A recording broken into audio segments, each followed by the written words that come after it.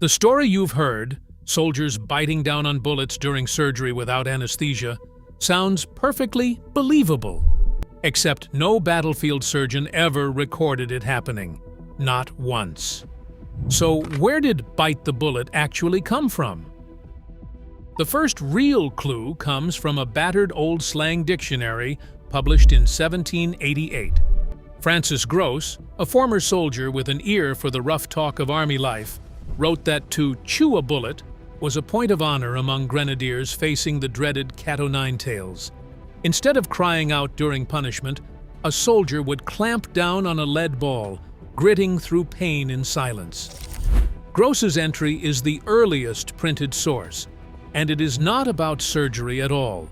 It is about surviving a flogging without giving your tormentors the satisfaction of a scream. A century later, the phrase pops up in a new context.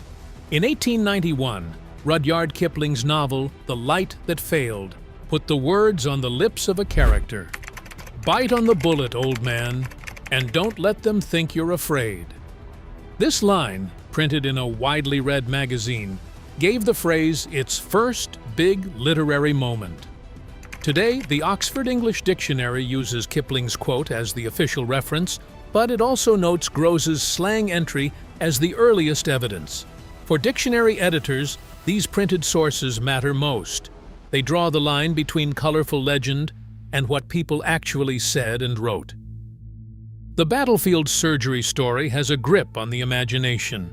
A wounded soldier, no anesthetic, a surgeon with a saw, and a bullet clenched between the teeth. It is the classic image: grit, pain, and raw courage. But when medical historians dig through the records, the details fall apart. George Wunderlich, a military medicine expert, has spent years combing through Civil War hospital logs and surgeons' diaries. He is blunt.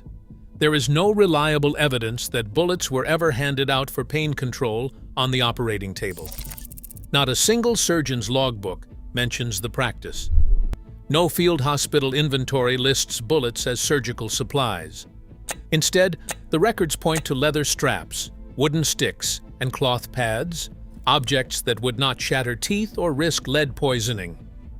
Wunderlich calls the bullet story a myth, one that survives because it sounds dramatic, not because it is backed by fact.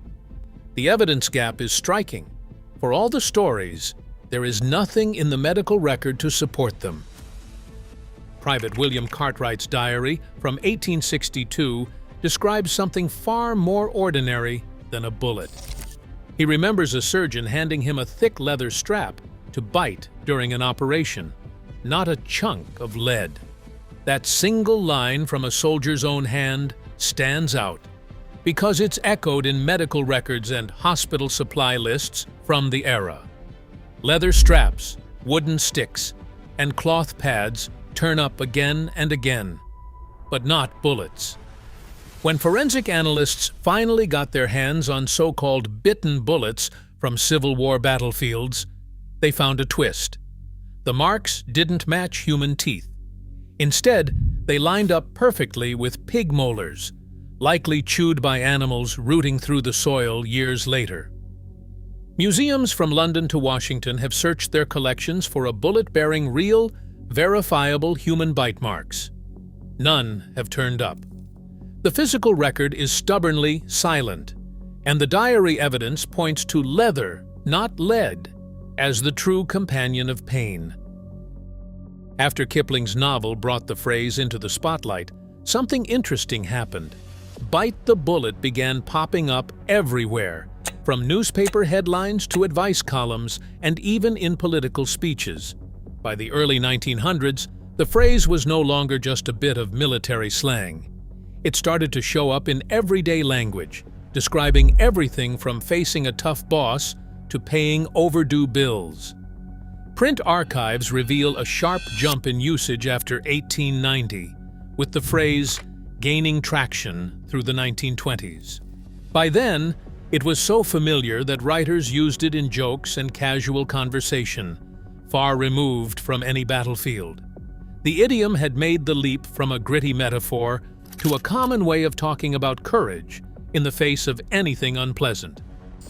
The idea behind "bite the bullet" isn't unique to English. In German, people say "in den sauren Apfel beißen," to bite the sour apple, when they have to face something unpleasant but necessary.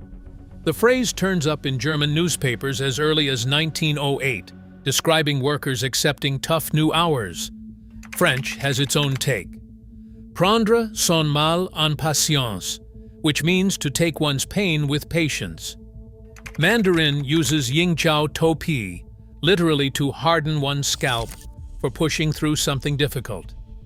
These expressions don't mention bullets or even teeth, but they all paint a picture of dealing with hardship head-on. Across languages, the urge to turn endurance into a vivid image seems almost universal, whether it's a sour apple, a patient heart, or a stiff upper scalp. Even now, "bite the bullet" refuses to fade into the background.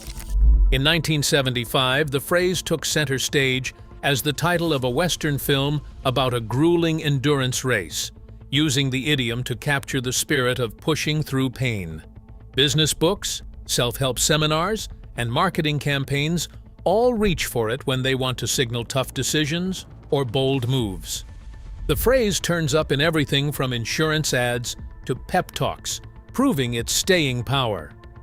As for the Harriet Tubman story, where she supposedly witnessed a soldier biting a bullet during surgery, historians have never found a single primary source to back it up. That legend lingers, but the evidence just isn't there. Myths swirl around the phrase, but the idiom itself keeps charging ahead, as lively in modern headlines as it was in Kipling's day.